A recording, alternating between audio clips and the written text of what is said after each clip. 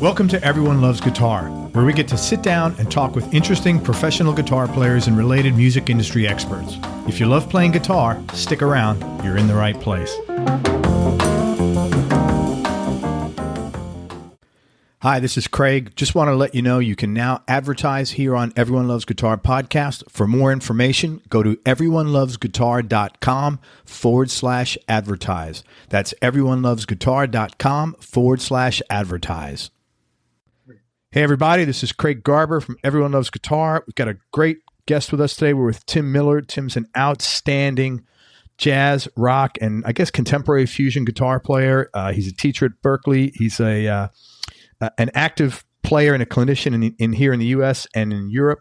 He's a currently professor of guitar at Berklee College of Music, and he's also the creator of InternetGuitarLessons.tv, which is a really cool online guitar instruction website that he put together himself. He's released 3 CDs, Trio Volume 2, and Trio Volume 3. I like that, like nice and simple, you know. He's performed or recorded with, and we're going to talk about Volume 3. It's a great record. He's performed or recorded with Dweezil Zappa, I'm going to mess this up, Motian, okay. Randy Brecker, Mick Goodrick, Mike Stern, Ben Monder, Gary Burton, Eddie Gomez, David Liebman, Greg Osby, George Garzone, Mark Turner, Jerry Bergonzi, Gary Thomas, George Duke, Gary Husband, Terri Lyne Carrington, and Antonio Sanchez, amongst others. He also co-authored a book with jazz guitar legend Mick Goodrick called Creative Chordal Harmony for Guitar, and that was put out on Berklee Press and Hal Leonard. Tim, thanks so much for your time. I really appreciate you coming on the show. Thanks for having me. Hey, how long have you been teaching at Berklee, and were you also a student there? I've been teaching since 2001, so I guess about 17 years. Yeah, a while. And I was not a student there. I actually went to North Texas for college. They have a great program. Denton. Yeah, in Denton, Texas. Yeah. And I did my undergrad there, and I did my master's degree at New England Conservatory here in Boston. So I never went to Berklee, just taught there. Did you? I've interviewed so many guys from North Texas. That's a really good school. Yeah, it's great. I had a great experience down there and met a lot of musicians that I still work with today. Even some of the people that I work with at Berklee went to North Texas. It was a great vibe down there. I had a great time. Very much. I know do you know the Snarky Puppy guys, Mark Lettieri and all those dudes?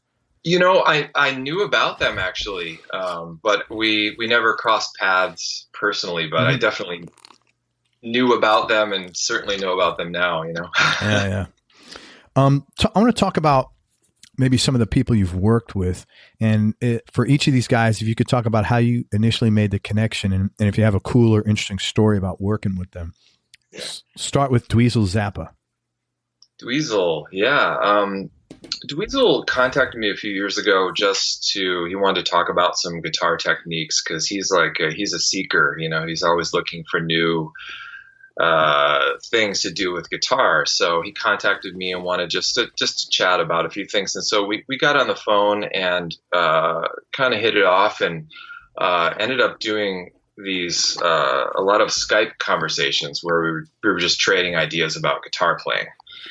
So that was really fun. We would just get on Skype and just kind of talk about, I would show him some different things and he would show me some things, and it just turned into this really nice exchange of musical information, which eventually led to him asking me to play with Zappa, sit in with them. Wow. When did you do that?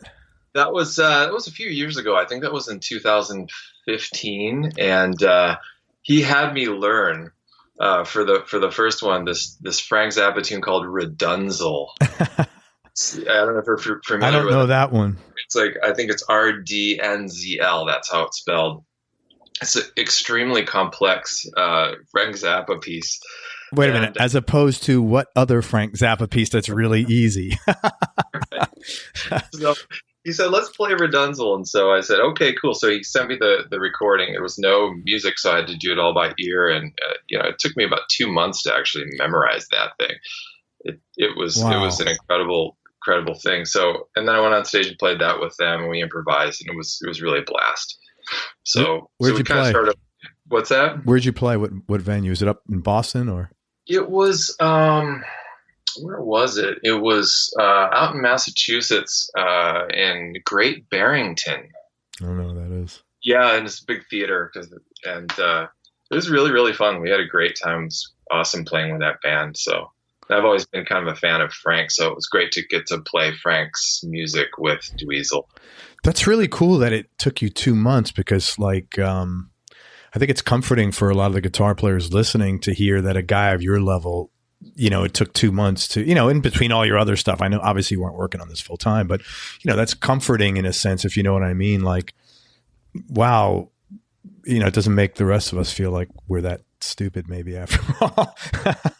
If it took you 2 months to learn this, that's pretty cool, This piece was particularly challenging because the first part of it is about I don't know, maybe it's 2 minutes of just composed lines that don't seem to have a lot of thematic material. So it's just changing, and it never really comes back to anything. So you're just memorizing as it goes. So it just took me a long time to learn how to sing it so that I could apply it to my guitar. Yeah, because it doesn't resolve to anything normally where you get a vibe to do that. Yeah. Right. So it was really a challenge, but it was one of the coolest things I've done, actually. It was a huge challenge, but in the end, when we got on stage and played it, it was really a thrill to actually, to kind of get through the whole thing. And Dweezil and I were rehearsing it, on Skype, together, and going over fingerings and everything. It was really fun. What do you use to learn something like that? Like, do you use just a piece of software like Amazing Slow Downer, or what do you use? I actually used that on some of the passages. Amazing Slow Downer, actually. That's the one. Yeah. P3, and I just loaded in there. And if most of it I could do without it, but there were a couple of moments where I was just, getting into some details. But that software is also really useful because if you are not able to play something quickly, even if you know all the notes, you can just kind of slow it down and play slowly with it. It's really useful. Oh, it's amazing. Yeah, I use it all the time. I think it's great. Yeah, it's good. Randy Brecker. So you and Dweezil basically had a mastermind going. We were working together on that piece of music, and then it turned into us doing a camp together. We did this Crown of the Continent camp in Montana together. Oh, that's awesome. Yeah, it was like a whole week thing where Dweezil and I just sat there and basically talked about guitar concepts to this huge group of guitarists out in the mountains. It was beautiful place out there, man. Montana's gorgeous. I've been there. Oh, it's so gorgeous. Yeah, it's right on the lake. So you're sitting there talking about guitar and music, and you look out and you see the mountains and the lake. It was a great week, and then we ended up playing again. We played Montana, actually. In Montana. Yeah, with his band. Moving to Montana. That's funny. That was really good too. And I played with him with that band a few other times. I think I've played with him now 4 times. So we kind of have a little tradition going. I played with them a few months ago when they were in town. He's a great guy, a great musician, and a good friend. That's cool, man. How about Randy Brecker? Randy Brecker. I was playing with Yannick Guizdala's band, who's a bass player. Yeah. And Yannick had all these gigs lined up, and he had Randy on the gig. So Randy and I played both as sidemen in Yannick's band. And we played New York, and then we went down to Venezuela and played some gigs there, which was really interesting. So it was kind of a short little stint with Yannick's band playing with Randy Brecker, but it was a real thrill to get to play with Randy. I've been a fan for years. And, one of my main musical influences growing up was his brother, Michael. Yeah. I never played with Michael. I knew Michael a little bit, but I never played with him. But it was really a thrill to get to play with one of the Brecker brothers. Yeah, very cool. What was interesting about Venezuela? You said that was interesting. What did you like about it? Well, I mean, it was the people were incredibly kind, and it was just such a great experience. The people were just wonderful, actually. They were really kind of huge fans and very warm and welcoming. And it was just a thrill. And in that band, Gary Husband was also playing drums in that band. He's one of my favorite drummers. So that was also really great. So it just kind of felt like this, this great combination of things for me. I think there's some videos on that on YouTube somewhere. And what would that be, under Yannick or under? Yeah, it was kind of a while ago. There's some stuff up there, I'm pretty sure, that he put up. And Mick Goodrick. Mick Goodrick. Wow, there's so much to say about Mick Goodrick. I mean, Mick Goodrick is, has been a huge influence on like a whole generation of guitarists. And I was introduced to his music when I was a teenager from my guitar teacher growing up in Detroit, named Alex Rogowski. And he said, you got to check this guy Mick Goodrick, because he's the guy that kind of like influenced all these different players. And so I got this book called The Advancing Guitarist. I don't know if you've ever heard of that, but probably the listeners have heard of that book. And that book became a really important thing for me, because he talked about so many important things in learning guitar and put it in this incredibly organized package. So my relationship with Mick started off just as a fan. I was just reading his book, and then I went to a camp that he was teaching. Again, I was a student. And then when I moved to Boston, and I started teaching at Berklee, we met up one day on the street, and he was like, wow, this has come kind of full circle, I was kind of a student of his, and now we're working together in the same place, and one thing led to another, and we started playing in a quartet together in Boston. So 2-guitar quartet. And we played a bunch of gigs around, and that was really thrilling to get to play with him, because he's kind of one of my heroes in music. So we did a lot of gigs, and that kind of led to him asking me to write a book with him. He had an idea for this book, and it was this huge concept that he came up with, and he wanted help kind of putting it all together. So we kind of got together and wrote this huge book that got condensed down to kind of a smaller book, just to kind of fit, publisher, what they want to put out. Yeah, what they can put out, but it's actually this enormous thing. I have the original copy. It just kind of goes on forever. But yeah, getting to write that book with Mick was really a thrill. I love Mick. Very cool, man. So talk about, we mentioned in the opening, internetguitarlessons.tv. When did you first start it? What prompted you to do it? And how does it all work? So that started in 2012. And it actually, what prompted it, I guess, was I was on the road with Yannick again. And we were on the road with Jojo Mayer, the drummer, in Spain. And we were driving in the car one day, and he was like, hey, man, I got this really nice website that I've started for teaching. And I've got kind of this way that's set up that works really well, and people are really digging it. You should look into it. So I thought, because I love to teach, and he kind of hooked me up with how to build the website. He kind of built it for me and showed me how to do it.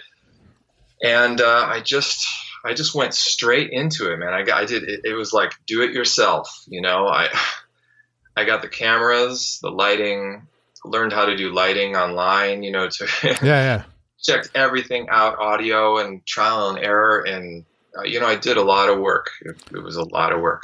And let me just say that for people who have never done this, making the videos is not anything compared to editing, which is where all the pain comes in.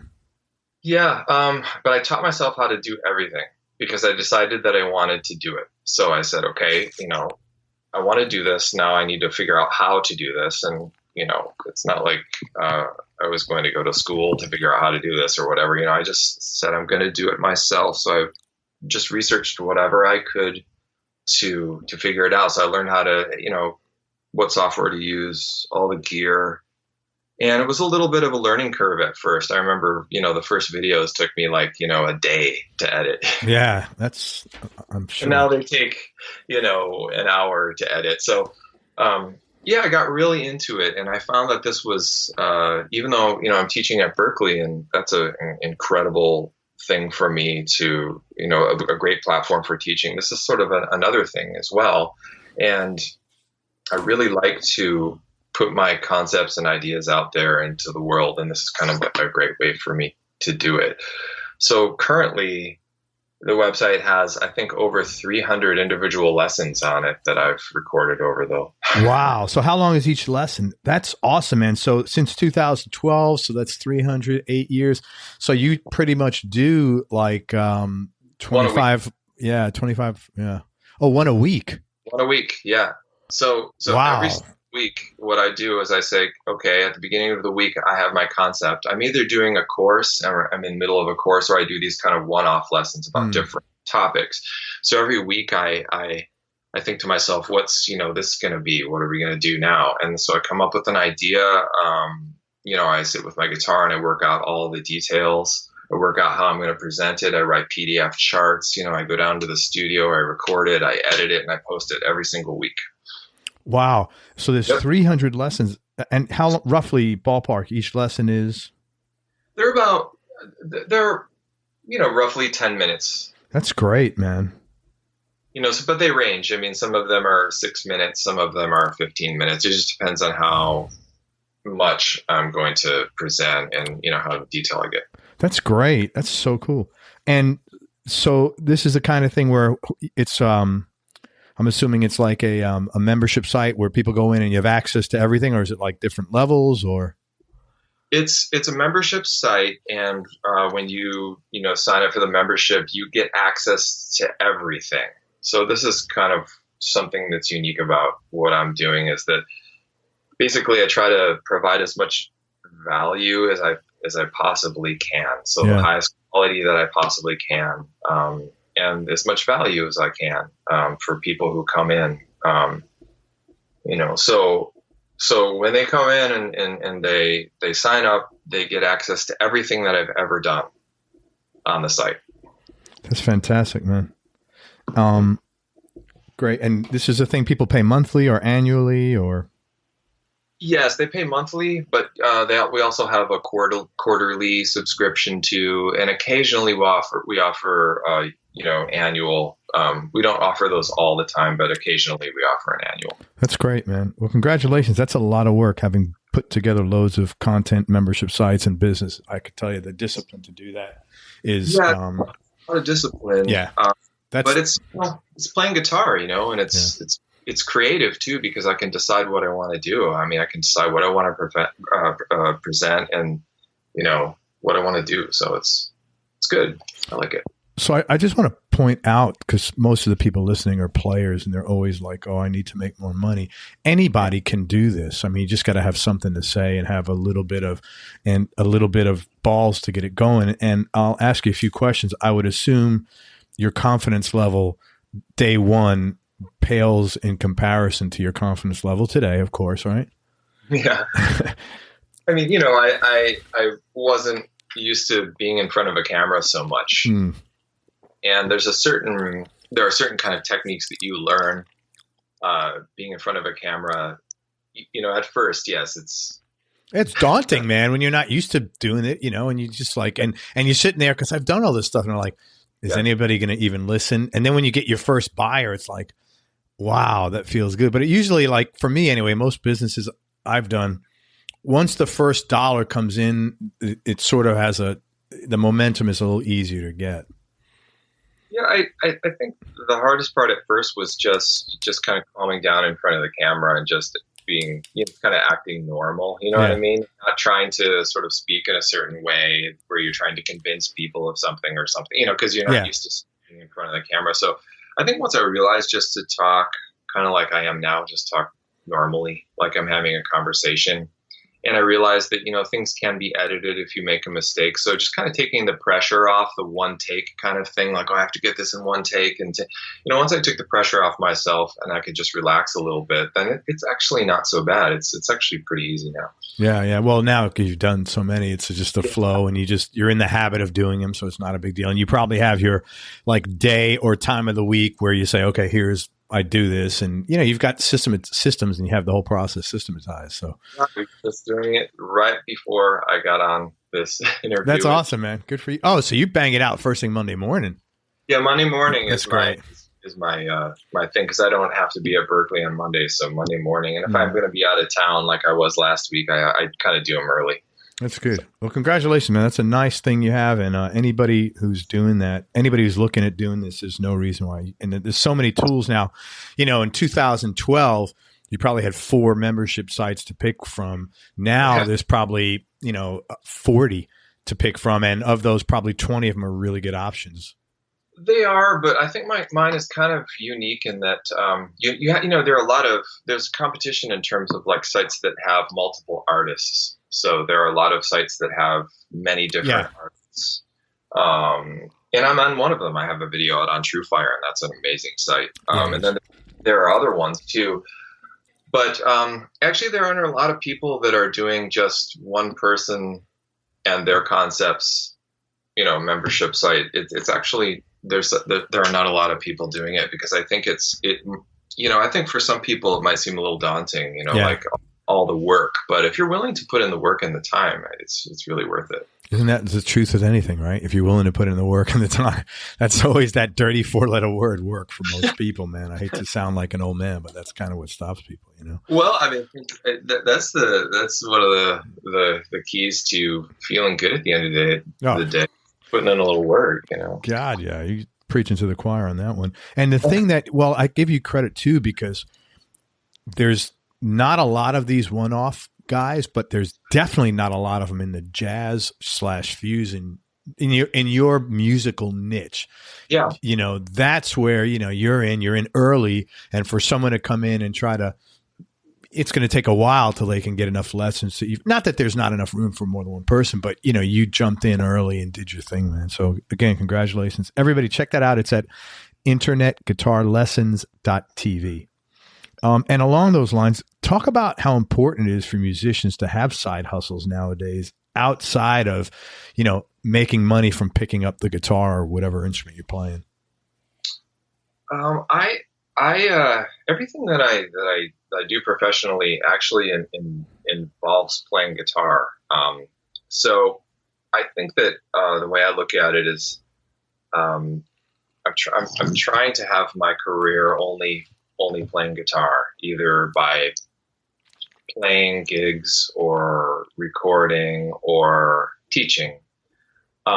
So for me, I look at it as just trying to find little different streams of income that I can use. I could just find those things, like maybe a couple teaching things, different gigs. You know what I mean? So I don't know how important it is to find side things that don't involve the guitar for me, just because I'm trying to get creative with finding things that do involve the guitar. Yeah, I apologize. I should have clarified that. Other than playing guitar on stage is what I meant to say. Yeah. Yeah, well, I would say then with that, I think it's important because in order to have some balance, it depends on who you are, but for me personally, I like to have a balance between, going out and playing gigs, going on the road a little bit, but I also like to be home as well. I have kids, and I don't want to be on the road all the time. I only want to do the gigs that I really want to do. So I'm trying to find ways of making that all happen with some sort of balance. That's awesome. Yeah, and that's a great way what you're doing. Let's talk about some of the tracks off your latest album, which is Trio Volume 3. Where'd you record that? That was recorded kind of out in the suburbs of Boston here at this place called the Kitchen Recording Studios. And it was recorded by Steve Hunt, who is a keyboard player, great musician, who has played with like Stanley Clarke, and he was in Alan Holdsworth's band for a long time. And he also teaches at Berklee. He's a great engineer, and he has great ears. So at his place. One of the things that was cool about the record is it's not a guitar record. The guitar serves the song, it wasn't like, pulling out your big thing and like, here I am. It was really, and it was great, but it wasn't like right in your face. It was just good songs and then had good guitar in them. It wasn't like, wow, great flashy guitar record. And I really enjoyed that. Kind of appreciated that. Thanks a lot. I mean, it's definitely a very compositional record. Yeah, for sure. There's a lot of stuff going on in the compositions, and thanks for noticing that and pointing that out. I really appreciate it. It's nice to hear, because I'm just trying to make something that's nice to listen to for myself and for others. So yes, it has lots of guitar on it because it's a guitar trio, but I'm just trying to make music. Yeah. Yeah, you did a great job. Thank you. This is your third trio record. Is it with the same guys each time? No, this one had a different band.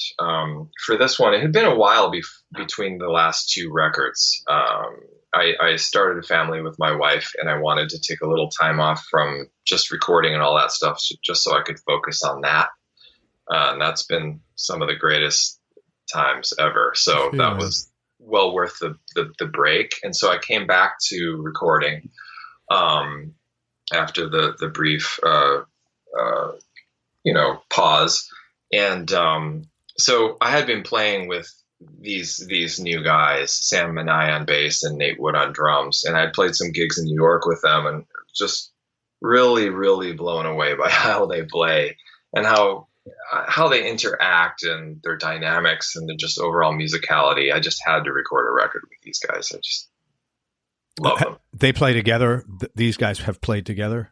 I actually met them on a sideman gig in New York. Yeah, they were playing with a keyboardist named Sean Whalen. Sean's a great friend of mine, a great keyboard player, and he had hired Nate and Sam. And I had been familiar with Nate Wood. I mean, I had heard him play with Wayne Krantz, and I had heard Sam playing with Tigran Hamasyan, the piano player. So I was definitely familiar with these guys, but I finally got a chance to play with them at the 55 Bar. Great club. Gig, yeah. And I just remember from the first note, it was just like, yes, like the first note those guys played together, I was like, okay, this is it. Yeah, I got to do something with these. That's cool, man. I'm glad that came together for you. I mean, you sounded great together. Has your recording process changed since the first trio record? Like, did certain things maybe become more efficient? Like, as you get experience doing like everything else you do.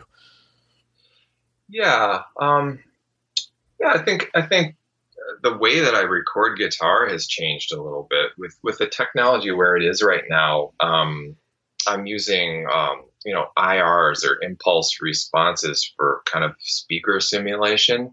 So this whole record, there were no live amplifiers on the whole record. It was done all with, preamps and direct to the board with impulse response speaker simulation. So that was kind of different doing a whole. I had experimented with that on some of the earlier records too. I had done some stuff direct, but the entire thing was direct, with the exception of the microphone that's on the guitar, because you're hearing acoustic and electric blends. And so my tone is kind of like this combination of going direct with. I used a Fractal Axe effects and Digidesign 11 rack on Trio Volume 3. And then I have a microphone next to the guitars that picks up the picking sounds and everything, and I mix everything. Oh, that's tough, man. You got to be on. Wow. What did you like over going direct with the speaker simulation as opposed to using a mic on an amp? I like them both. I really do. I really like them both. But what I found with this new kind of sound that I'm trying to get, which blends acoustic kind of sounds and electric sounds, that recording with a live amplifier, especially with the kind of tones that I go for, I kind of have to turn up to pretty loud levels in order to get some of those distorted tones to happen the way I want them to. And it becomes really impractical when you've got a live mic and you've got the amp kind of blasting. It becomes really impractical because you get so much bleed, and it gets really, really tricky. So I found that direct recording and high quality direct recording, which is kind of what I have now. I have some good units to do that with. It just made it so much easier because the electric side is basically silent. So you're not using any pedals. You're just cranking like when you were recording with a mic, you were just distorting with the amp alone. And sometimes boost pedals too. Yeah. I've kind of gone through many different things, like all of us guitar players, it's like every day is a new experiment. Yeah. Every new world, Yeah. Totally get it. But I've been fairly obsessed with that over the years, and so my stuff changes quite a bit. But this has just made things a lot easier. And actually, I find that I think that the sound on 3.0 Volume 3 is the best sound I've ever gotten on a recording. So it feels like it's actually gotten better. I would imagine that the experience you had working in this method, you'd probably be a good guy to do production now, because I don't think there's tons of people who have that experience, or maybe I'm wrong. Well, I definitely was very involved in the mixing of the record, and not the mastering, but Steve kind of took care of that on his own. But when I'm mixing with Steve, because he's really a master at that stuff, I'm always kind of watching him and picking up little things. So I'm definitely into that side of things for sure. Cool, man. It's an 8-track instrumental. And I was curious, how do you, I asked a couple of guys, how do you pick titles for instrumental songs? It's kind of like throw a dart. I mean, unless there's something that you're thinking about, or how does that work? Yeah, it always starts with the music, not the title for me. It's just the sound is floating around in the air and you just kind of somehow pick it up or grab it somehow. So you're just feeling the vibe and. Yeah, it's kind of all floating around up there, and you just have to be in the right frame of mind to bring it down into sort of this musical reality. So when that happens, it's all the sound for me. And then kind of afterwards, I think when I'm doing titles, I kind of think, well, what was I thinking about at the time? If it was nothing, then I look at the music itself and what does it remind me of, or what, you know what I mean? Yeah. I go through this kind of, was I thinking of anything? No. Okay. Does it remind me of something? Yes or no? And I just kind of keep going until I find something. Find a vibe that matches yeah. That's cool, man. Yeah, how else can you do that? How else can you name an instrumental? I mean, it's kind of like, I've talked to some guys, and some guys will pick names because it's like a joke or a play on, or someone said something funny during the recording, like, I smell potatoes burning. So there it goes, burning potatoes or something like that, Yeah, So, it could be anything, I want to talk about a couple of the tracks. Yeah.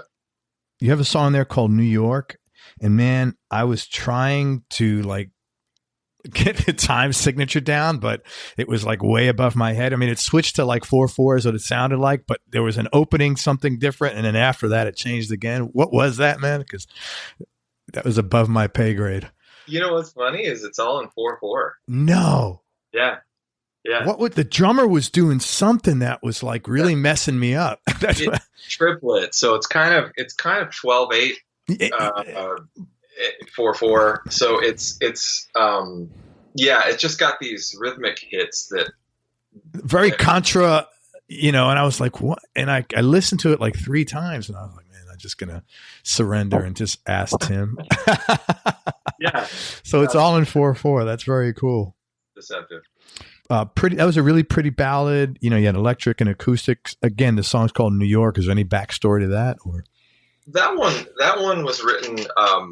Actually, I had a gig with my band at the 55 in New York, and I just wanted to play some new tunes. And so before that gig, I was like, I'm going to write a couple new tunes for this specific gig and have the guys just kind of read them on the gig, Boom. And I just wanted to write kind of like just a powerful tune with hits, and just kind of have like this nice kind of form for improvising. And so I was thinking about a New York gig when I wrote it, so I called it New York.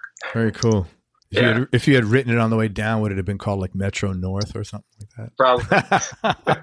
You're a drummer in that he is a badass, and he's really he's really driving a lot of that buzz. I've spoke to a number of guitarists, and like I interviewed a couple of Beck's guitar players, and they all said one of the things they learned from him is that that's almost the key to everything is your drummer, and you really, that the unit, the three of you guys together, that he's holding it down really well.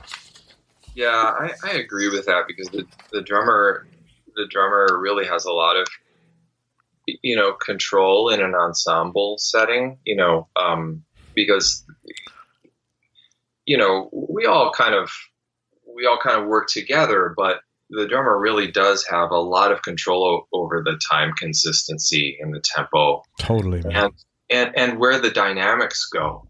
So if the drummer is a really sensitive drummer with great time, sensitive to dynamics, I should say, and have great time, then that's just such a unbelievable plus for a musical ensemble, because then, the time's not going to move, and it can go anywhere if they're listening. So he has those qualities. And those are two of the reasons why I love his playing so much. And on top of that, it's really creative. What he plays is very creative. Oh, it's definitely not conventional. And what you just said about how the drummer, if you have a drummer that can do that, you notice it. If you don't, it's something you don't even give it a thought. Yeah. Yeah. If the drummer doesn't have maybe a solid sense of time, and is maybe not listening enough to the dynamic contours that might be happening with the other instruments, then it can just feel like this plodding thing where you're just, there's really nothing you can do in a band when you have a drummer like that. So yeah, I'm always looking for a drummer who's a great listener and who has great time and creative ideas. So if I have those three things, then I know that if I breathe with a phrase, they'll kind of breathe with it dynamically. It's very subtle stuff, but it's like first you want a drummer that can hold down a beat, but beyond that, if you have a guy that can then control what you just said, the dynamics, that's a whole new layer of really, it really enhances the music. So it does. And for me at this point, I've played with a lot of great drummers. It's kind of like a must. Yeah, I'm sure. To have those qualities in order for anything to really happen, I think, with my band. Yeah. And I want to talk about one more song. You had a song in there called "Breathe." It's a very sad song, beautiful, and sad in a pretty way. I loved it. Again, it's a beautiful acoustic and electric. And I was curious, is there a backstory there? I listened to that over and over, and it was a really, I don't know, is a kind of like melancholy. I like that kind of stuff. It was really moving.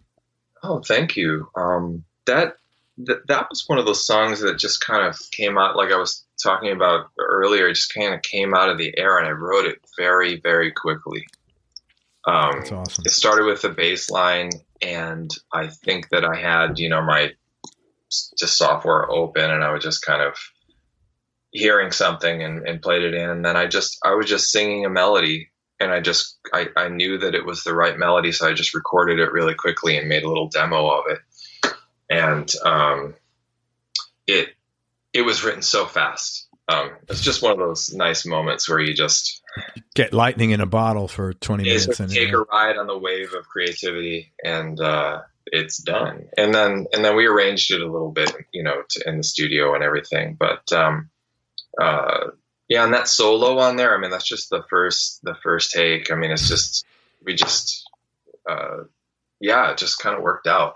And I called it Breathe because, that tune, once I started listening to it, became kind of like a meditation almost for me. I would listen to it, and I just felt myself sinking into this meditation every time I listened to it. It just had that feeling for me. So I called it Breathe, for that reason. That's a beautiful song. I'm glad you made it. Thank you. Do you usually write bass lines? Like, do you get that detailed? It really depends. A lot of my tunes just come as kind of chord melodies. So I'll just be sitting with my guitar, and I'll play a chord, and I'll just start singing a melody in my head, and I'll try to start harmonizing things. And then once I get something, I'll just record it really quickly so I can remember it. But some tunes start with a bass line, like that one started with a bass line. So it just kind of depends what happens, first. One thing I was just wondering, because you have been a teacher for 17 years, do you have problems sometimes doing this, getting out of your own way, because your knowledge base is so vast theoretically? And do you have to like almost discipline yourself to say, I want to let me focus on feel, and let me get that, I know I'm supposed to put this note or this chord here, or, is that a challenge? That's not a challenge for me. That's great. That is not a challenge for me. I started playing guitar totally by ear, with Van Halen records and Eric Johnson records, and, Joe Satriani records, and, and Steve Vai records and all that. And it was all by ear completely. And so I didn't really know anything about music theory for quite some time. So my starting point as a musician was just this pure ear thing. So that has never really left me. And I think the reason it's not a challenge is that music for me is like almost like a spiritual thing, to where when I get into it, it's kind of a meditation.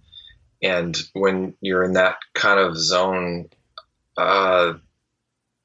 the theoretical things that you know or learned, those transform into sound. And so when I'm playing music, it's just sound. I mean, sure, I can sit there and talk about melodic minor scales, and yeah, whatever for hours and hours and hours. But I have a way of just getting into the music where it's just sound. I don't struggle with that. Yeah. Well, there was no struggles on that record. It was great. So thank you. Here. You originally from Detroit, you said? Yeah. Man, what was your childhood like growing up? It was great. I had a wonderful childhood. I grew up in this town called Grosse Pointe, which is kind of a suburb. It's a French name. It's a suburb outside of Detroit. And why have I heard it's Grosse, right? Yeah. Why have I heard of that? There was a movie called Grosse Pointe Blank back in the 90s or 80s. Yeah. I think Dweezil or something like that. I can't remember, but and it was based at my I think it was at my high school or something. So they got a little notoriety. Okay. That's probably where. Yeah, I knew. Any brothers and sisters? Yeah, I have one sister, an older sister. Yeah. She involved in music at all? She's not. No, she helps people. She's into like helping people with their diets to create more healthy lifestyles. So she's got a business that. God, she'll never run out of clients. As much of a need as there is for that nowadays. Good for her, man. With that, which is nice. What kind of jobs did your folks have? Were any of them musically related, or how did the whole thing start? Oh yeah, my mom is a classical organist. Very cool. Yeah, and she so in the house we had this big Hammond C3 organ, one of the big ones. Yeah. With the 2 rows of keyboards, and she had this huge Hammond like reverb speaker. It wasn't a B3, but it was one of these big furniture, And she used to play Bach and other classical pieces on that. And so she would be playing both hands on different keyboards and playing the bass line with her feet. She's a badass. Yeah.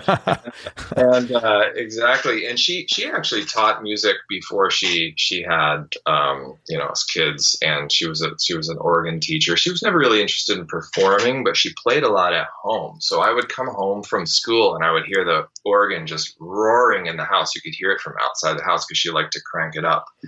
And so I'd come home and she'd be kind of swaying back and forth. I'd, on the organ playing these crazy pieces, and the volume and the intensity of that was, I'll have to say, my first musical influence for sure. That's great, man, that your mom was your first musical influence. That's so cool.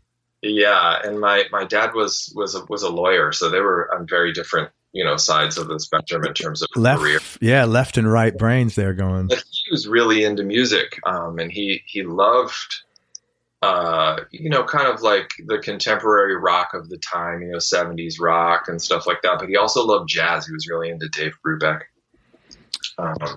another artist. So he was a music fan, but not a musician. Got it. So I'm assuming they were both very supportive of your career going into music. Yes, very much. I think they just saw that I was, I practiced a lot when I was a kid. I was playing guitar all the time once I got my guitar. And sure. I think they saw that this was kind of like going to be something that was going to happen,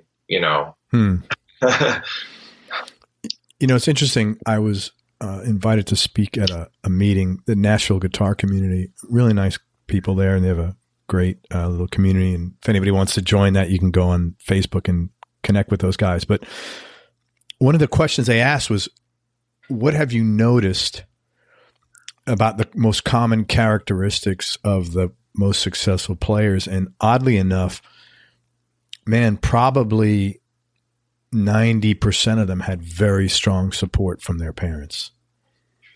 Yeah. And that is interesting. So, I would be trying to learn some Joe Satriani melody, and my mom would be in the kitchen singing the melody, That's pretty cool.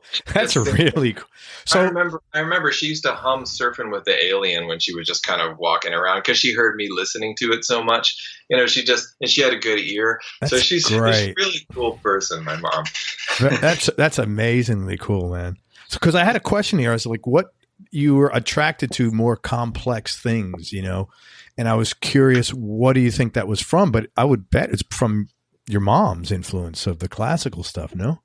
I think so, yeah, because she'd be playing these pieces that had, 3 different lines happening at the same time. And I didn't think anything of it. Just that's the really cool music that mom's playing on the organ, because you're a kid, it's like, yeah, well, that's your norm. That became your norm, is to, things are complicated musically, and that's, your vibe on that. I just thought it was beautiful. But the funny thing is that I also love the Beatles, and I think I just kind of loved everything that was music, really, so I loved classical, but then I'm listening to, the Beatles, and then I'm listening to Bob Seger, classic Detroit. Yeah. And then I'm listening to Van Halen, it's just all kinds of different things. But Seeger, no, but obviously Van Halen was a complicated, he wasn't a straight, a straight blues player, for example. He had a lot of stuff going on. So really cool, man. Hey, what have been some of the bigger obstacles you've had to overcome throughout this journey, either personally, music related, or business related? Well, I think with any kind of growth, there's usually some sort of obstacle. I can only think right now of musical obstacles, because every person has lots of different personal obstacles that they go throughout their lives. But if I were just to stick with music, it feels like that's almost every day, because I'm always trying to get better at expressing what I want to express on the guitar. So yeah, I think every day has an obstacle, like how am I going to play that? Or, this morning I was just doing a lesson, and I was trying to figure out how to actually play the examples so that I could film it, just all that kind of stuff. And, with that comes some frustration sometimes, and you just kind of keep going through and practicing. But I think they're mostly just musical obstacles. Yeah. I think it was cool what you just said, that I didn't hear you say, well, I'm trying to learn this new technique. You said, I'm trying to get better at expressing what I want on the instrument every day. That's a totally different, that's like about you and your communication with the instrument, which I thought was very different than, oh, I'm trying to get better at my technique. It's really cool. Not that you're not, but one has to do with your heart and soul. One has to do with your fingers. Yeah, and there's some of both. I mean, probably some of the obstacles are the technique too, because sometimes you just have a day where your fingers just don't want to move the way you want them to move. Yeah, I feel you on that, man. So, I think all guitar players listening to this will know what I'm talking about. I had a listener actually send in a question, and I hope I'm not going to mess up his name. It's Michael Rothwiesen, I think it is. And Mike, I'm sorry. He said, what is the most effective way to develop legato fluency when playing longer lines? And I don't even understand that question, so I don't. If that's a wrong thing, I apologize. No, I hear that question all the time. I think my best answer could be is to listen more closely to what you're playing, because a lot of times, if something's not sounding legato or however you want it to sound, sometimes it's just that the ear is not engaged in the process enough. So the fingers might be moving and you might be thinking about something else, or there's some sort of disconnect between really actively engaging in the sound. So I find that when people are struggling with legato, like in the question, it usually means that the duration of the notes, not paying attention to the note duration, because they might be paying attention to something else, like where they're going to put their fingers, or, you know what I mean? Or some sort of other thing, or their pick or something like that. But it really requires this deep listening to hear how long everything is, how long every note is, so that you can adjust your fingers to match what you want to hear in your mind. That's great advice for any thing you're stumbling with, is to engage and just slow the hell down and listen. Yeah, listen to what you want, and then you can pretty much get it. Thank you. That's great advice. Nuance listening, I call it. Getting into all of the nuances, and not just listening to what you're playing on the just kind of that surface level, because what that leads to is articulation that you don't want. It leads to dynamics that you don't want. It leads to a tone that you don't want, and also leads to time problems. So when you kind of engage and really listen to what you're doing in a really clear and focused way, that tends to start clearing up a lot of those things that guitar players or musicians in general deal with. Man, that's great advice. Thank you. And anybody listening, if you want to be able to send in listener questions to interviews, just go to everyonelovesguitar.com and get on our newsletter list. And I usually send an email out every couple of weeks. You could do that. Hey, because you're a teacher, I just wanted to ask you one other music question.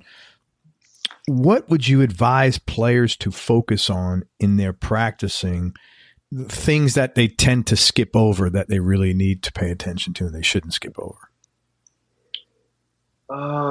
Well, from my experience, people tend to need more focus on tone production on the instrument, and not in a gear sort of way, but tone production in terms of the way that the pick strikes the string, the angle that it strikes the string, the exactly how it's hitting the string, because that's kind of the start of the sound. And if the start of the sound is like a thin sound or a scratchy sound or something that you don't want, basically the string is going to ring in a way that's not purely what you want, and then the pickup's going to hear that, and then that's going to go straight through your cable, and then the amp's going to respond to it, and all the pedals will also respond to that. So basically you're setting in motion something that can't be fixed, basically, by equipment. So tone production, I would say, and that gets back to kind of that nuanced listening. Yeah, that's what I was thinking. And that kind of leads to articulation, like how long do you hear the note, in your head? Like how long is it? Is it a legato sound? Is it a staccato sound? How long is the duration in your mind? Like when you're singing, is it kind of matching your voice? That's something that a lot of my students tend to skip over. Thanks. And then timing, just trying to play better time. Thanks, Tim. Yeah. Guitar-wise, what's your go-to guitar right now, and what other 2 guitars would round out your top 3? Right now, I just started using Kiesel guitars. I just basically started endorsing their instruments kind of exclusively. So, where are they out of? They're in Escondido, California. Okay, I believe it's near San Diego, and great company. Very, very cool people working there, kind of a family type atmosphere. And though it's a pretty big company, just great people over at Kiesel. And I just love the guitars. They're great. So probably my main one right now is this SH550, which is the semi-hollow guitar. It's got F-holes on it, and it's you have it there? Yeah, this guy right here. Nice. Oh, it's cool. So it's like sort of a Les Paul shape. I like that. That's a cool color. What is that? What a nice it's a maple color. Yeah, but what nice like patterning there, man. Yeah, it's really beautiful. It's got a mahogany body, mahogany neck, and a ebony fingerboard. Oh, it's ebony? Yep. I love that ebony fingerboards, man. Yeah, this is a great guitar. It's really versatile, and I just love it. And I also have a headless guitar that they made me as well, which is wow, that's wild, man. Yeah, and this one has an alder body and a maple top and an ebony fingerboard and a couple humbuckers too. So they do you like that? The dark natural woods, is that your thing? Yeah, I just decided with these instruments, since they do such a beautiful job with the finish over at Keith, and they use really high quality woods, I thought, I think I'm just going to have natural kind of stained woods on these and I wanted my guitars to kind of look like old acoustic instruments. That was kind of the like an old violin or a cello or something. Although it's tough with a headless guitar to make it look the word old and headless is just somehow like not really congruent, Right. I've played headless guitars for years. I started off with a Klein guitar, and then I was using Canton custom guitars for a long time too, and they were all great. Kiesel. What I love about Kiesel is they build a bunch of different types of guitars, so I can get a semi-hollow from them. I can get a headless. I can also get kind of like a Strat or a Tele style guitar for them, or acoustic guitar. That's really cool. Yeah, so I can kind of get everything I need. That's very cool. And it's a custom shop too, so you can order whatever you want. So I'm really psyched. That's really cool, man. That's awesome. Yeah, I'm really, really excited about it. And is there anybody that influences your playing that people might be surprised to hear? I think a lot of people are surprised to hear that the foundation of my playing is rock. I started with Van Halen. That's the guy that got me interested in playing, because a lot of people that hear me think that it's something else, but it's really Eddie that started the whole thing for me. Yeah, but to listen to you, I'm not surprised at all. It's not like you're a jazz guy. All your stuff rocks more than swings, and I mean that. For me, that's more appealing. I'm not really a guy that's, your stuff rocks more than I like that. Thanks. Eddie was the main influence. So, he's the reason I play guitar. And I had a lot of other influences, like I mentioned earlier, like Satriani and Steve Vai and really Eric Johnson, which was a huge influence on my playing. And then of course, I think a lot of people know that I really love players like Scott Henderson and Alan Holdsworth and Frank Gambale and, Mick Goodrick, Pat Metheny, John Schofield, all of these different players. I think most people would know that I was influenced by those guys who I love so much. But another thing maybe people might not know is that I went through a big period of just not listening to any guitar players and just listening to mostly piano players for many, many years. Keith Jarrett was a huge influence. Michael Brecker. Your mom. My mom. Yeah. Absolutely. Absolutely. But a lot of keyboard players. Desert Island Discs, in no particular order, top 3. Just for today, man. It's not permanent. It's easy. I mean, yeah, that's hard to say today, right now. Well, I would have to have, I would probably have to have a Van Halen record, right? I'd probably have to have, what was the one that got me into playing? I think Diver Down was the record that got me into playing guitar. There you go. So that's kind of important. Yeah. From the jazz side of thing, I always loved that record called 8081 by Pat Metheny. Because there was a track called Going Ahead on that record. It's called Going Ahead, and Pat played, it's basically 2 acoustic guitars overdubbed. He's playing chords and, kind of arpeggiated. And then he's improvising, and it's, I think, one of the most beautiful improvisations I've ever heard to this day. I can sing every note. That's pretty powerful, man. Pretty compelling. And that's a really, really beautiful thing. And wow, another record. Probably Desert Island, probably one of those old Keith Jarrett solo records, where he's just playing solo improvisations. There was one called La Scala that I found to be particularly amazing. But I mean, we could talk about this for 4 hours. Oh, of course, man. Stop, Hey, this question's really difficult. What do you like most about yourself?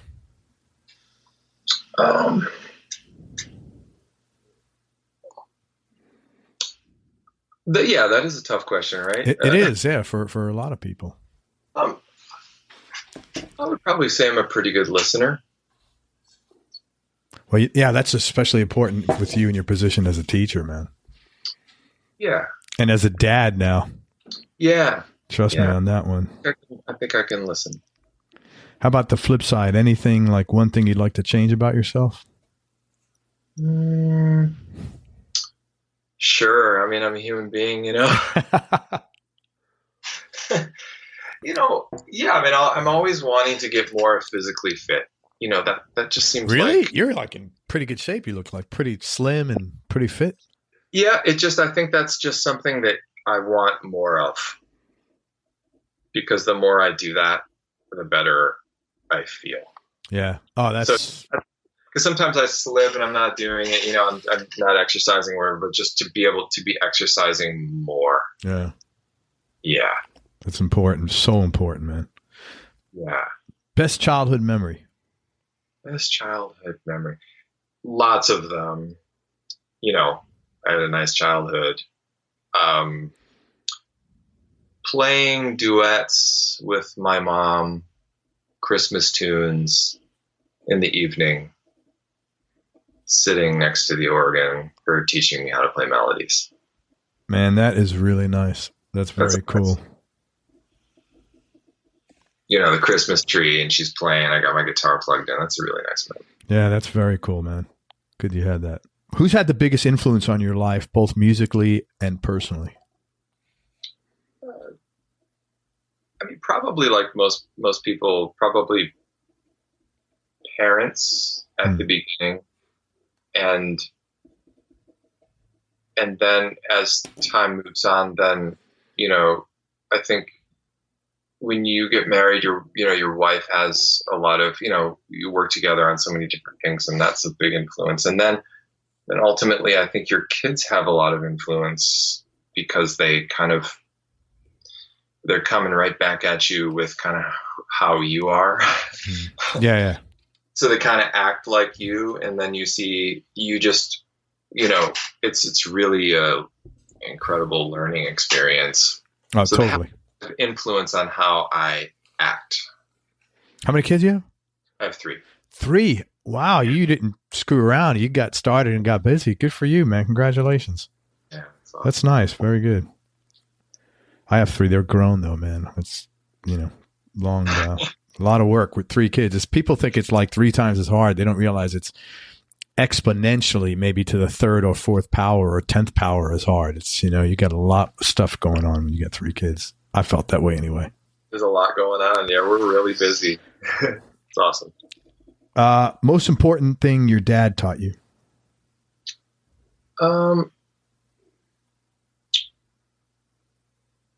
He taught me many things. One big thing that he was always trying to say is to tell the truth. That was a big thing. Always tell the truth. And he also wanted me to do what I love to do as a career. That's great. He wanted to make sure that I wasn't going to get into something that I didn't like, and I was lucky enough to be able to do that. So I consider myself fortunate, and I'm very grateful for that. Very cool. How about mom? Most important thing she taught you?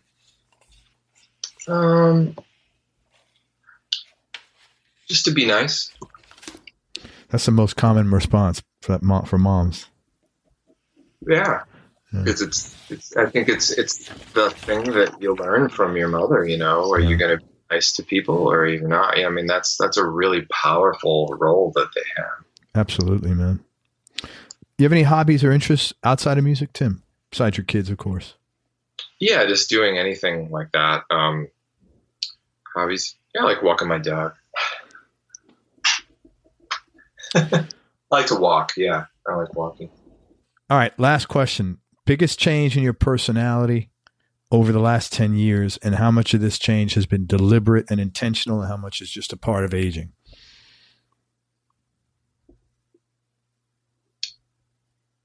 I think that most of it is part of aging, because every year that goes by, you learn so many things about yourself and about how things work. So I think I've become more, how should I put this? I accept, if we're talking musically, I accept the way I play a little bit more now as kind of like that's the voice that's coming out, and that's what's supposed to come out. After, at a certain point, I was always trying to kind of push that a little bit. Like I want certain things to happen, and I want this to happen and this to happen. I think that I've changed in that way. I'm just trying to allow what naturally wants to come out. And I think my playing sounds better now. Just letting everything kind of come out the way it wants to, in a natural way. Very cool. Anything on the personal side, how you've changed? Well, I think that, when you have kids, there's a lot of self-reflection that happens, with how you want to conduct yourself, Yeah. And so, yeah, I mean, I think I've, become more patient, I think. And also, probably less selfish, because there's more, I have other things going on than just me. You know what I mean? Yeah. I totally know what you mean. Has been the best thing in my life, actually, is just to kind of get outside of the practice room and, you know what I mean? Walk into life a little bit more in that way, I think it's been a big change and a welcome change. So becoming more engaged with life outside of guitar, basically. Yeah, and how that's affected my playing too. I just feel like it improved my playing, because sometimes I'm not able even to get to a guitar because I'm busy doing other things.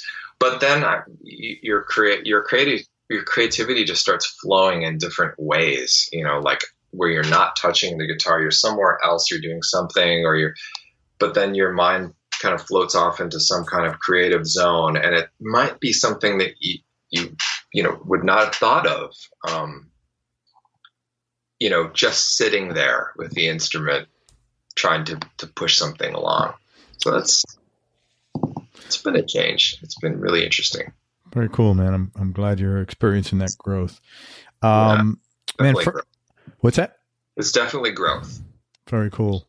First of all, I want to thank Doug Bossy for hooking Tim and I up. Doug's awesome. And I interviewed Doug in an earlier episode. You can go to everyonelovesguitar.com and look that up. And I want to tell you where to find Tim. It's timmillermusic.com. And he has a really robust website. He's got all his gigs on there. So if you want to come out and see him touring, say hello, tell him you heard his interview. He's also on Facebook at Tim Miller Trio. You can find his music on CD Baby and iTunes. And again, that's all under the Tim Miller Trio.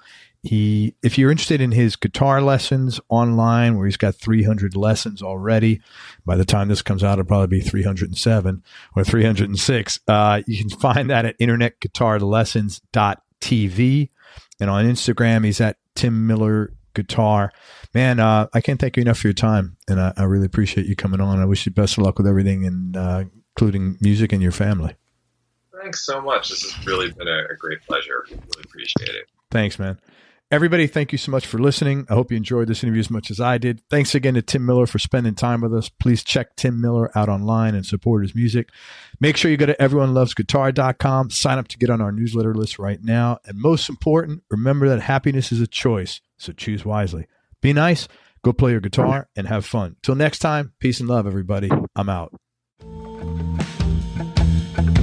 We hope you enjoyed this show. If you did, subscribe to the Everyone Loves Guitar podcast, and you can do this online at everyonelovesguitar.com or on iTunes.